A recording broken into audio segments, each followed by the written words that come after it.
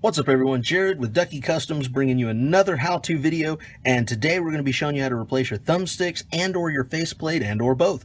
They involve the exact same steps to replace either or, so we're just going to go ahead and double up on the video day to make it easier for all you do-it-yourselfers out there. So there's a couple things you're going to need to get started for the initial disassembly of the controller, which isn't going to be much. It's going to be your T8 security driver, as well as a nylon pry tool there for popping the grips off. And it's pretty straightforward. It's a really easy mod to do. First, you're going to want to remove the battery cover. Next, you're going to want to remove the grips.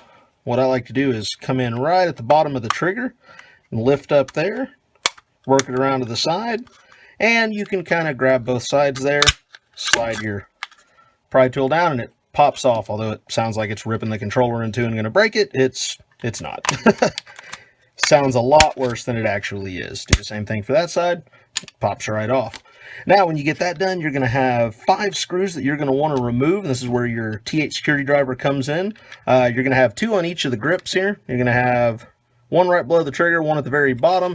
Same thing on the other side. And then the 5th one is going to be hidden behind your label in the battery compartment. Now, I will go ahead and make a short little disclaimer for you guys and girls out there who are going to be doing this mod. When you do mod your controller, once you break this seal, your factory warranty on your Xbox One controller through Microsoft, it will void that. So it will no longer be good if you perform this mod. So just a little disclaimer out there for people who are a little curious or wanted to know or anything. So anyways, we're going to go ahead and get started and take these 5 screws out. And for this, you just kind of poke a hole in it and work it around a little bit and kind of get it out of the way.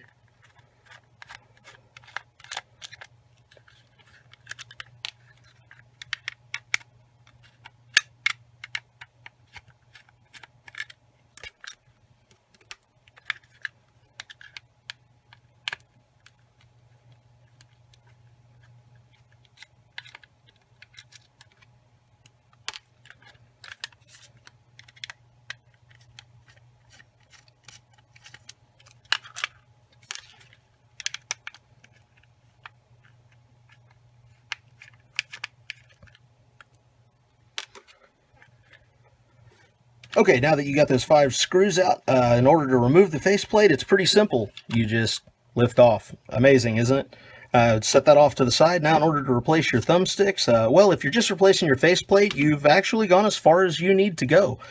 Pull that one off, put the new faceplate on, slip it over everything, and reinstall your 5 screws, and you are finished. If you are going to go ahead and replace your thumbsticks, all you do for these is just grab them, give them a gentle tug.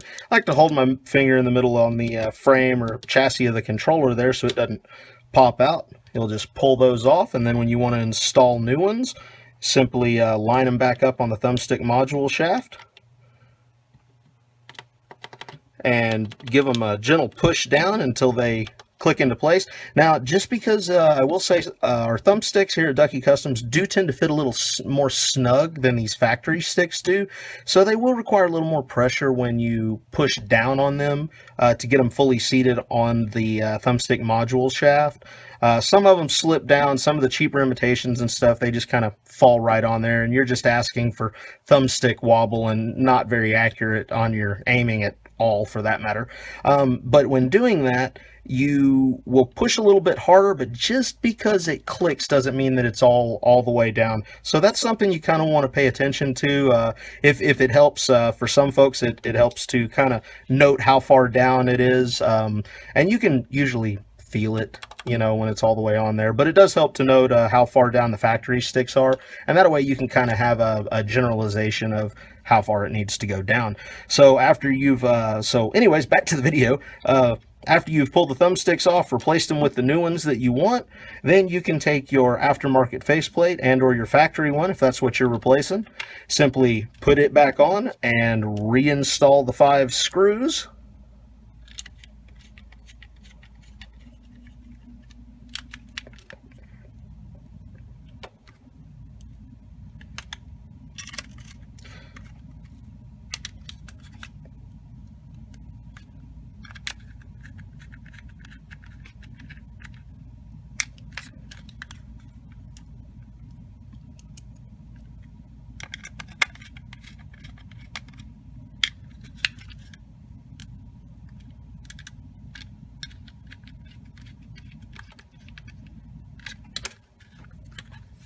Okay, so now once you've done that, all you'll do is pop your grip covers back on. Make sure those are seated. You can check by checking the seams all the way around it. Make sure it's seated good. Do it on both sides. They just click right back into place. Reinstall your battery and put the battery cover back on. And that's how you replace the faceplate and or the thumbsticks on your controller. One other thing I would like to note at the end of this video, if you are going to be replacing your faceplate, particularly due to wear or anything of that nature, it's really a good idea. You might as well go ahead and replace your thumbsticks while you're at it. And the reason that I say that is typically if your faceplate, the thumbstick holes, if they're worn, I've seen a lot of controllers to where right up here on your movement stick, for a lot of you Call of Duty or Halo players out there, it'll actually be notched out if you're real hard on the thumbsticks. And if you're going to replace the faceplate due to that particular reason, chances are when you turn the controller and look at your thumbstick shaft, it's going to be 8 into, have a groove notched in it and everything, and you don't really want that on a new faceplate. So it's best to just go ahead and replace it while you have it down, and that way it's all done and good from there, and give you a few more months of gaming before you go through another one. And it all depends on how hard you are on the controllers, but did want to throw that out there for information's sake. If you have any questions or anything about the install or about this video, you feel free to email me at info@duckycustoms.com. I'll leave a link down below in the video, as well as links to our website and social media accounts. And I hope this video has been informative, and have a great day.